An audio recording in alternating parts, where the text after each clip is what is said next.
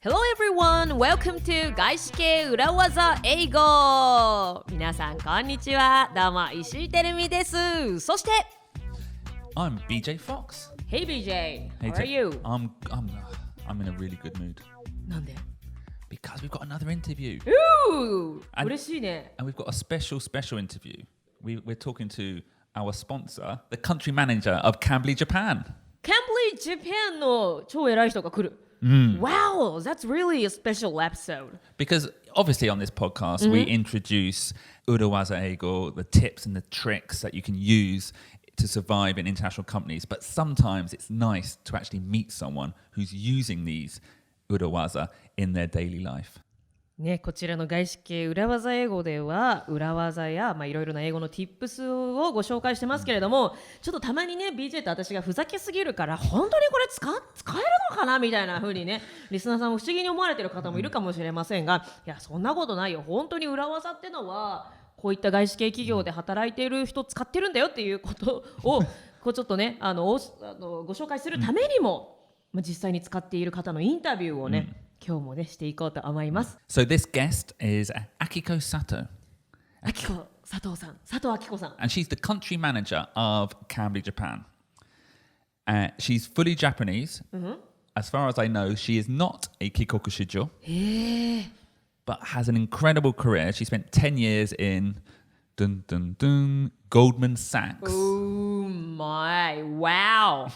10年ゴールドマンサックス。しかも待ってこれね、この実は手元にレジュメがあるんですけれども、あきこさん東京 and ニューヨークでもゴールドマンサックスで働かれてて、当然英語も使われていたでしょうし、そして帰国子女じゃないってなるとめちゃくちゃ努力をされてきた方なんでしょうね。And now, like we said, she works for Cambly Japan.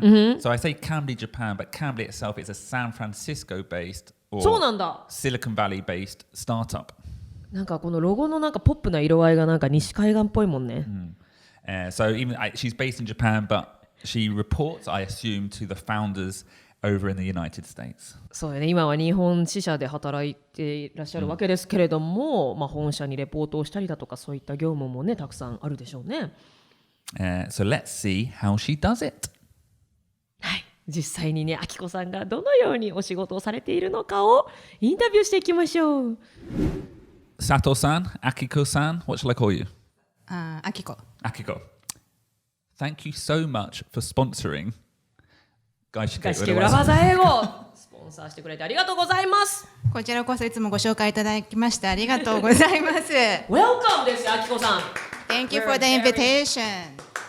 So we'll tell our listeners about you, but could you just give a little overview in a couple of minutes on your career, especially with a focus on like where you've been in terms of English-speaking foreign countries? まず大学は、日本の上智大学の、英語学科っていうところで、英語を勉強して、もともと英語が大好きだったので、Hold on, Georgie is ソフィア Sophia. 四谷にあるソフィア大学ですよ。で、そこで初めて3年生の時に、交換留学でカリフォルニアに一番最初に行ったんですけど、そこでアメリカにすごいもう魅了されて、でその後大学を卒業した後にもうちょっとなんかアメリカで勉強したいなと思って、今度大学院に行くことにしたんですけど、それがジョージタウン大学ってワシントン DC にある大学で、That's a thing. Is that Ivy League? No. IB ではないです。Okay. で、勉強したのが、外交政策 Foreign Service っていうデパートメントで、なんかディプロマットになりたい人とか、あとインターナショナルオーガナイゼーションで働きたい人とか、なんかそういう人たちが、目指すような学校なんですけど、そこで、大学院行きました。大学出てすぐに今度大学院留学されて。1年間ねちょっと実は GS 後でご紹介します。 GS ゴールドマンサックスでちょっと働いて、でその間に大学院の準備をしてちょっと待ってで、行きました。働きながら準備もうすごいですけどね。で行かれて、What I loved at what you did there, Akiko, you used one of our urawazas. Like when you want to sound cool, you say things in atama. Was it atama moji? 頭文字？頭文字. You didn't say Goldman Sachs. You said GS. ね、GS って言いますよね。皆さんゴールマンサックスってあんま言わないですよね。GS。でもねゴールマンってとも言うし、GS とも言うし、GS ね、GS はゴールドマンサックスのことですよ。So you left ガソリンスタンドじゃないです。ガソリンスタンド、ガスステーションね、G、also GS。そんな状態ありましたね。That was a GJ, a good joke. Good joke。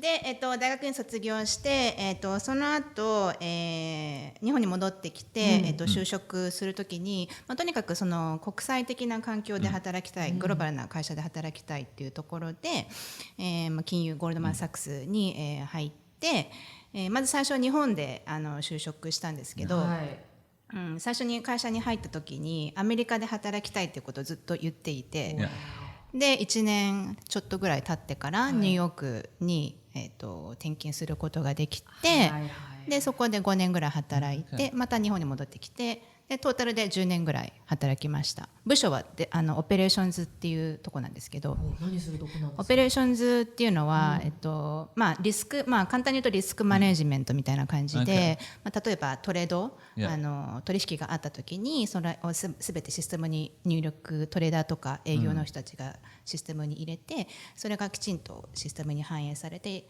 決済が実際に行われてとかっていうのとか、あと金融庁とかそういったところにちゃんとレポーティングがいくようなシステムを作ったりモニターしたりとかっていうようなことをする。Can we just go back one step? You said you joined GS and after 1 year they transferred you to New York.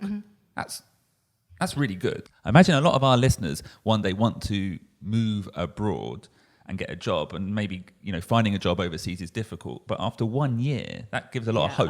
実は突っ込みどころはめちゃくちゃありまして、そもそも GS に入ることが無理ですからね普通は。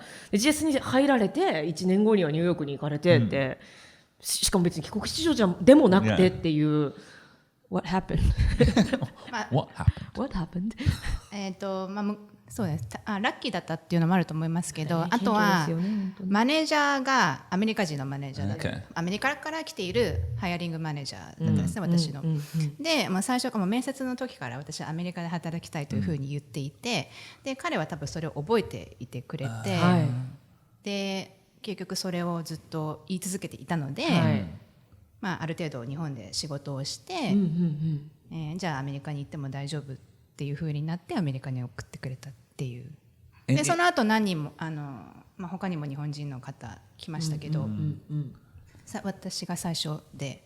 でもねやっぱりその外資グローバルの企業なので、そういう、投資その時はあんまりなかったんですけど、そのインターナルで、そのグローバルでいろいろリロケートしたりとかっていうなんかエクスチェンジみたいな感じで、例えばイギリスの人が日本に来て、で日本人がイギリスにいてとか、その逆バージョンとか、あとは例えばインドとかシンガポールとかの逆バージョンなんかスワップするみたいな、そういうなんかインターナルモビリティみたいなのをすごいやっぱりうまくやっていこうと。Internal mobility, so the ability to be mobile, to move around the office globally. で、それの最初の頃にちょうど私が入れたので、それにうまく乗れたっていう感じ。いやそうはおっしゃいますけど、it's super difficult because like many people want to get the position, right? To work in New York, I guess, right? But what struck me about what Akiko just said, or what you just said, Akiko, well, in a previous interview, we spoke to a gentleman called Shumato Post from WeWork, and he said how one of the differences between Japan and New York is often Japanese people they're not very clear what they want. They don't tell their manager. But you said you were very direct with what you wanted. そうですね、ダイレクトに自分が何がしたいかっていうのを言ってた。So you've moved from one of the big, like the most gaishike of gaishikes. いや外資系オブ外資系ですよね本当にね。And now you work for a startup. How many people in the office? 今6人。6 people. Only? Cambly? Wow. そう小さいです。グローバルで80人ぐらいです。Big presence. Yeah. So what differences have you found between working for like a big gaishike versus something very small? あと大きなグローバルファームで働いていたのと、スタートアップっていう両極端っていうのが一つと、あとは金融と今のエデュケーションっていうまた別の意味での両極端のところに私は移動したので、いろんな意味で全然働き方とかコミュニケーションの仕方とか違いますけど、そうですね。まずは、金融の時はもう本当にやっぱお金を扱う仕事なので、まあシビアな感じで、でもエラーをしてはいけないっていうのが、まあ、前提にあって、まあ、もちろんプレッシャーも高かったし、っていうような環境で働いていて、で、キャンブリーに入ってからは、まあ、教育っていうところもあって、どちらか、まあ、社員の会社の中でも新しいことにどんどんチャレンジをするっていうことはやっぱり求められてくるので、でその新しいことをする過程で間違えても OK。 なるほどね。How would you say trial and error? Trial and error。むしろ間違いどんどんしていく、そうどんどん間違いってことですよね。した方が良い。でそこで何が学べたかっていうのが最も重要で、学びがあればいいっていうカルチャー。So learnings are important. そう learnings are important. Learn and grow。っていうのがもう会社のミッションとして全体的に、お客様に対してもね、やっぱり英語の教育のサービスなので、皆さんにも Learn and Grow してもらいたいし、私たちも会社の中で Learn and Grow したいっていう考え方があるので、そこは前の金融とはちょっとまた違う感じですね。So in one of our previous episodes, actually, we used the phrase, when you make a mistake, you can just say, well, we made some good learnings. And that was like an urawaza. But what you're saying now, Akiko, is that that's like the genuine, like when a startup, when you are building and making something new, learnings are genuinely important. So in terms of things that you learn, like working with foreigners in Japan, working with, I guess, Japanese people in New York and different cultures, any behaviors you've seen that you think should change or could change, or any learnings? そうニューヨークと東京でチームマネジメントをしたんですけど、やっぱアメリカ人とか、まあ、日本外の人たち、アメリカのオフィスで働いている人たちっていうのはやっぱ自分をアピールすることが上手。やっぱりそうなんですまあよくこのポッドキャストでもそうお伝えしてるんですけども、実際そうなんですね。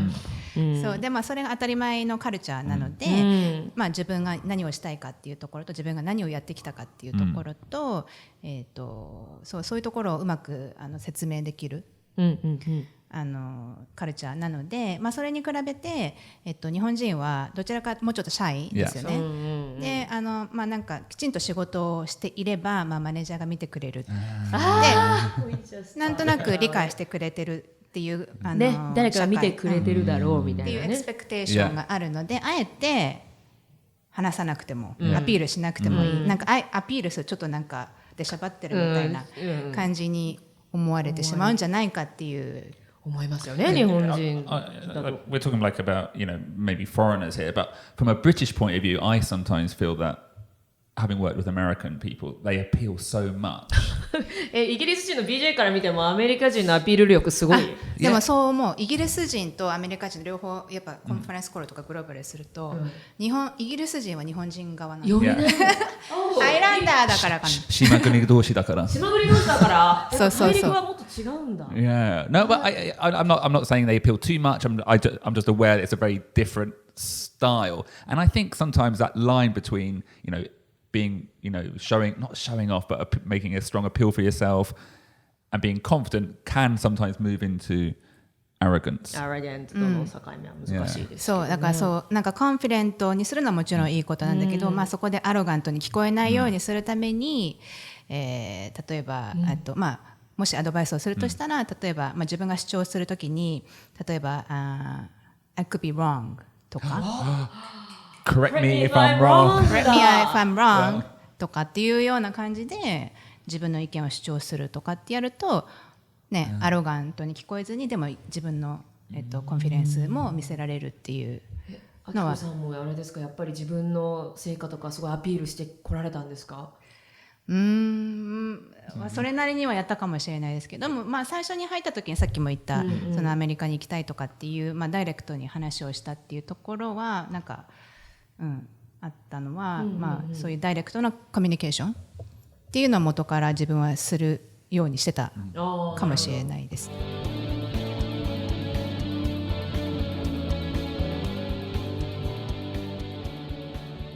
So what I've heard so far, Akiko, is you use urawaza because you use correct me if I'm wrong. Any other urawaza that you would like our listenership to know, or anything that you've used in your career that's been very successful so far? 最近私が気をつけているのが、今、スタートアップで働いてるかもしれないですからかもしれないですけど、チャットシステム、コミュニケーションの仕方が結構チャットでコミュニケートをすることが増えてきた、海外のオフィスの人たちであったりとか、自分のチーム内でもリモートで働いたりとかもするので。 Which service do you use? Slack. Everyone uses Slack. Everyone uses Slack. そうで、スラックを使って、チャットをするんですけど、そこで、そのコミュニケーション、テキストでのコミュニケーションをするときに気をつけているのが、例えばじゃあ誰かに、サンフランシスコの誰かに何かお願いをしたいときに、時差もあるし、きちんと動いてもらえるようにするために、そのお願いの仕方をちょっと丁寧にするようにしていて、で例えばじゃあ何かお願いするとき Can you じゃなくて、Could you とか Would you be able to、とかっていう言い方をして、あとたまになんかちょっとスマイルフェイスとか絵文字とか、あとびっくりマークをつけてちょっとフレンドリーな感じにしてみたり、あとは例えば Can you じゃなくて Can we とかっていう感じで Instead of you、 なんか you だと例えば誰かにそのお願いを押し付けてるような感じにもなっちゃうから、Can we do this? So instead of saying you say can we? Can we as a team、 Okay. or can we as a firm でも何でもいいですけど、なんかそのチームでできるかっていうふうに聞くと、なんか自分だけじゃなくてみんなでやるっていうので、なんか協調、チーム感、チームスピリット的なものを感じられるので、そうするとイエスって言いやすくなると思います。これはグレー裏技なんじゃないですか。裏技でもないですよ、表技ですね。いいですね。簡単ですよ。So you think that when you build that team spirit, so you say we instead of you, it becomes easier for people to agree to do something. そうそうそう。So that might be useful. We talked about gaining approval. So so when you're trying to get approval for something, turn it into a team effort by using we. その裏技も紹介できましたね。上司からね、アプローブを得るにはどうしたらいいかっていう裏技をご紹介しましたけれども、Could you check とかじゃなく、Could you make some input っていう、Could you give us advice じゃなくて、じゃあ何て言うんだろう、could we as a team have your advice みたいな、結局 your advice だけど、でもなんかWe as a team を強調するような文章に変えるってことですね。And also, I guess it's probably quite a good phrase to use. Let's say, for example, there's been a mistake or there's been a failure. So instead of saying you did that. そう。Did you っていうとやっぱりディフェンシブになってしまうので、Did you じゃなくて Did we as a team っていう感じで、Did we make a change、とかっていうような感じで主語を you から we。に変える。Does that change in Japanese? Because obviously the role of shugo, the role of subjects. Did we とは絶対Did we は例えば私たちはこれがやりましたかとは言わないですよね、日本語では。名前で呼ぶか、なんとかさん、これしましたか。佐藤さんこれしましたっていう言い方はするけど、あなたはとはもちろん言わないし。So, okay, let's just, I think that's a really strong urawaza, creating team spirit by using we instead of you. So let's just take a moment and practice. Akiko, is this the way to use it? So instead of me saying, okay, like we had to cut out a section of the podcast because, you were touching your hair, I would say something like, we had a problem because we were touching our hair. There was a problem because, BJ, you dropped your smartphone. No. We had to redo the recording because we dropped my smartphone. BJ, you dropped your smartphone って言っちゃダメでしょ? Yeah. We had some problem. Yeah. Someone's smartphone dropped とかぐらいにしとけば多分いいんだろう。Like for example, sometimes our recording starts late. So it's not because Terumi was at the gym. We would say our podcast was delayed because we were at the gym. それは違いますよ。それはちょっと面白いことになっちゃいますよ。Is that the way to do it? なんかちょっとなんかちょっと違うって。 Yeah, なんかちょっと違うって。 we We started late とかに言い換えればいい。 started late, yeah. そう誰か一人をブレイムする雰囲気を出さないようにすればいいんでしょうね。 Yeah, so what you would say is the recording started late, so from now on let's all or we all should come on time. So it's not saying you were late should, because you're at the gym because you were doing 私がジムでね遅れたみたいになってますけども、まあまあジム行きたがりますからね私ね。 so we team spirit.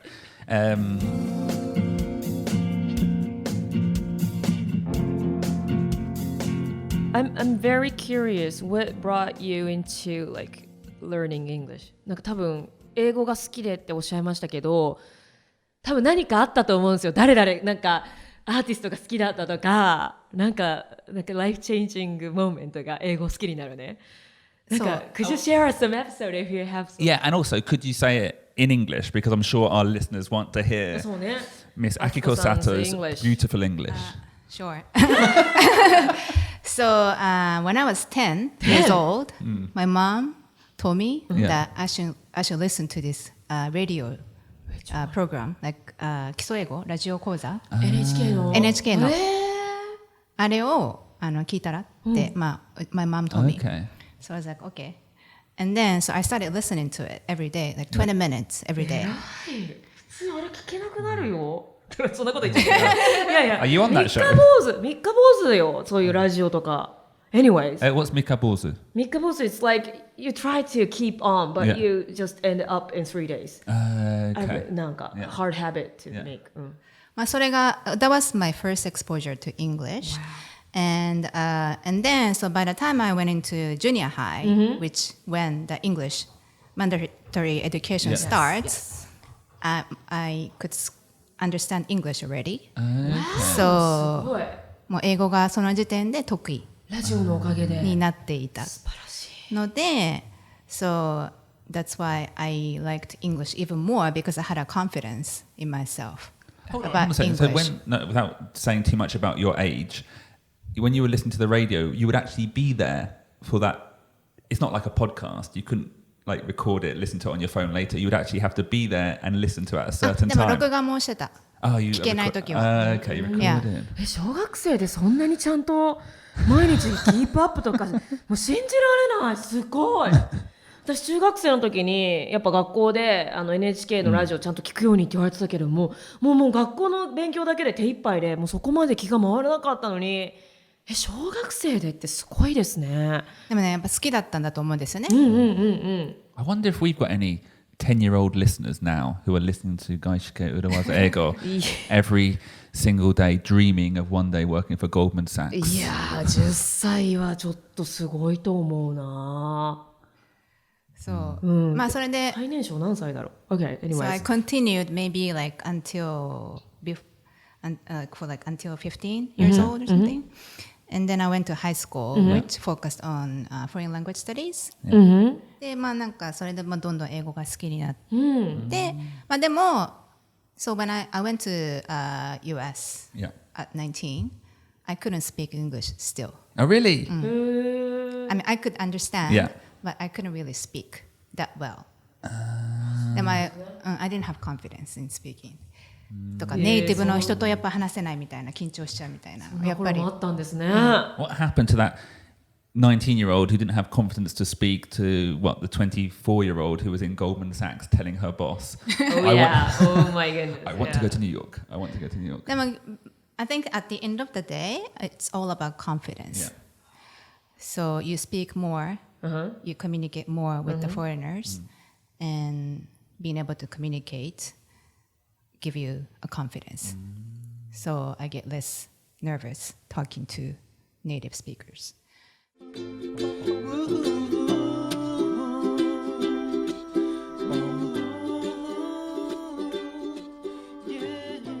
Okay, so moving forward, let's try not to blame people by using you.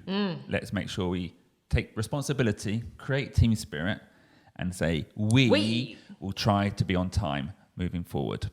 We. We. No BJ, no Terumi. No. Him, she, no. No. We. Yeah, we. But thank you very much for being our sponsor. Cambly. We introduce it every week. We're going to ask you to introduce it. But when you were talking about learning English, you said a couple of things. One is like, what was it? Tanoshiku. It was fun. And the other thing that really struck me was that you did it every day. You were listening to Kiso, what does it call it? 基礎英語 Kiso Eigo every day. And I do think like creating that good habit is really important. Yes, yes. You have to make it a habit. Yeah. So you've got 2 minutes right now, Akiko, to tell our listeners how they should create good habits and use Cambly and why Cambly is such a wonderful product. 3, 2, 1, go. 急になんかさ、We とか言ってたくせに急にあきこ君に2分あげるからみたいな。Okay. Did you just remember what you just said? We. Okay. Yeah. Okay, we have got We two have got minutes. 2 minutes. Yeah, そうよ。3, 2, 2, 1, go. はい。そうキャンブリーは皆さんご紹介いただいているので、あれかリスナーの方もお分かりかもしれないですけど、ネイティブのスピーカーと、ワンタッチオンディマンドでいつでも英会話のレッスンをすることができるっていうサービスなんですけど、私が昔その基礎英語ラジオでやってましたけど、その時に対相手がいなかったので。一人英語みたいな感じではあったんですけど、やっぱり対相手がいることで言葉のキャッチボールがすることができると、やっぱり英語のスピーキングを、早く学べるので、でやっぱりキャンブリーはもちろん対ネイティブの先生とお話をすることができるので、毎日のようにやっぱり例えば、1週間に1回とかじゃなくて、やっぱり、語学の学習ってなんかスポーツをするみたいになんか筋肉、マッスルをつけるみたいな感じで、やればやるほど毎日やればやるほどやっぱりマッスルがついてくるっていうものなので、1日に15分でも短くてもいいので、やっぱその英語を話すっていう時間環境を作ることがすごい重要。Like creating the immersion environment、そうそれが最も重要で、やっぱり日本って英語を皆さん勉強するじゃないですか、でみんなボキャブラリーとかグラマーとか全部皆さん大体分かっているんですけど、でもやっぱりスピーキングをする環境にいないので、インプットはすごい入っていても結局みんな英語を学びたいっていう人たちは、結局多分英語を話せるようになりたいっていう気持ちがそうですよね、思ってる人いっぱいいると思うんですけど、でも英語を話す練習をしていないので、自信がなくて英語が話せない。でもそれは練習をしてないから当たり前。So like the 19-year-old version of you who went abroad. そうまさに。なのでもうとにかく自分で練習をしていくしかなくって、それをこのテクノロジーを通じてワンタッチで英会話のレッスンをするっていうことを積み重ねていけば、絶対英語が話せるようになる。Thanks to the technology ですよ本当に。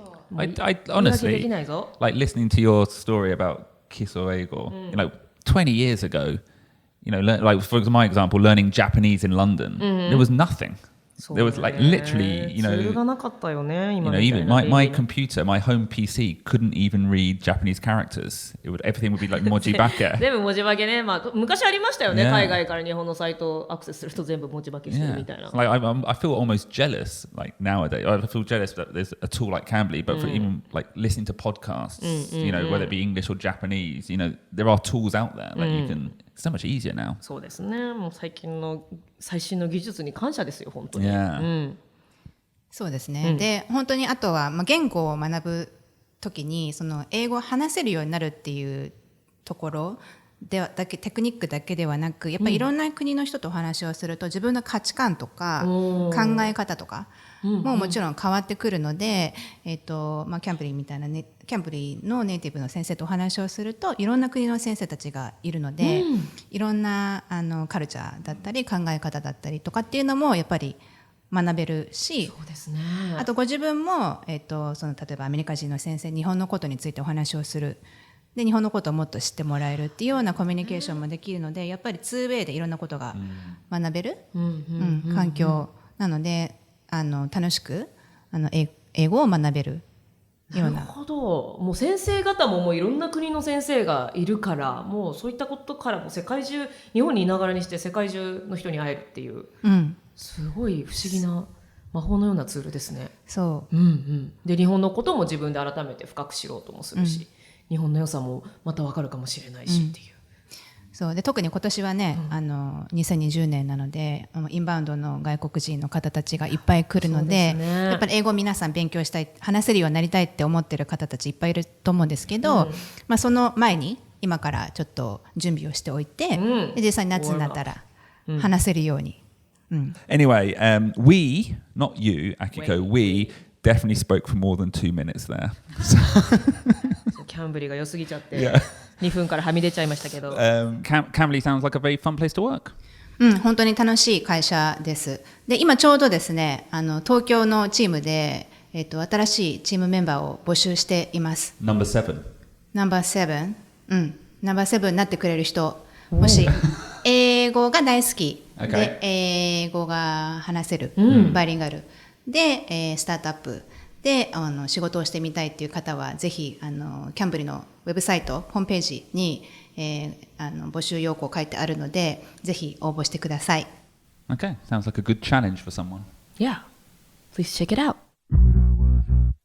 No, seriously though, thank you so much for supporting our podcast and supporting our listeners. We always say it, but if you do want a free trial on Cambly, download it and put in the code URAWAZA in kanji. はい、キャンブリーのアプリをダウンロードして裏技と漢字2文字でコードを入力するだけで15分の無料レッスンが受けられるので今すぐにねできちゃうってことだから、so just give it a go. ね、もうぜひぜひやってみてください。 Yeah, it helps our podcast as well. よろしくお願いします。はい、よろしくお願いします。Akiko, thank you so much for coming onto our podcast, for supporting our podcast, and also for telling us that wonderful Urawaza, not you, we, shared responsibility, building team spirit. Thank you very much. 楽しかったです。どうもありがとうございました。本当に大丈夫？ありがとうございました。なんか楽しかったですね。でもなんか英語をこうやってネイティブ帰国子女とかじゃないのに、これだけパーフェクトに喋れる方ってどういった子供の頃のバックグラウンドがあったんだろうって、私すごいキュリアスなので、しかもラジオをそうやって聞かれてたっていう方初めてお会いしたかもしれない。本当ですか？なんかすごい興味深かったです。はい。For our younger listeners, radio is a machine that we used to have in the 90s. No, not anymore. Not anymore. Radio Gaga. Podcast. No. Podcast. Now Podcast. it's podcasts, So yeah. then now it's shifting maybe. Yeah. But we have all various tools now. Soね、whatever なんか何でもいいから自分が英語に浸れるツールを使って毎日ねちょっとずつでもいいからね、自分の身を英語に浸してで英語をちょっとずつインプルーブしていってほしいですね。And on that very, very positive note, thank you so much everyone for listening. We'll be back again next week with another Urawaza. 外資系裏技英語、今週も聞いてくださってどうもありがとうございました。また来週新たな裏技をお届けしますのでお楽しみに。 Thank you! Bye bye! Urawaza Ego. Business English is so hard. Urawaza Ego. I need an Urawaza. Thank you very much for listening. Don't forget to follow us on Twitter and Instagram. Rate and review us on the podcast store. And also, if you want to practice English, download Cambly and use the code URAWAZA in kanji. 今日も外資系裏技英語を聞いてくださってどうもありがとうございました。 SNS では裏技英語で Twitter、Instagram やっておりますのでぜひフォローしてください。そしてポッドキャストのアプリでも評価とコメントの方をしていただけたら嬉しいです。星5つだと嬉しいななんつってそしてですね Cambly というねネイティブの英語教師といつでもオンラインで英会話レッスンができるというアプリもダウンロードしていただいて漢字2文字で裏技と入力すると15分間の無料レッスンが受けられるのでそちらもぜひ試してみてください。 And if you like the show, tell a colleague.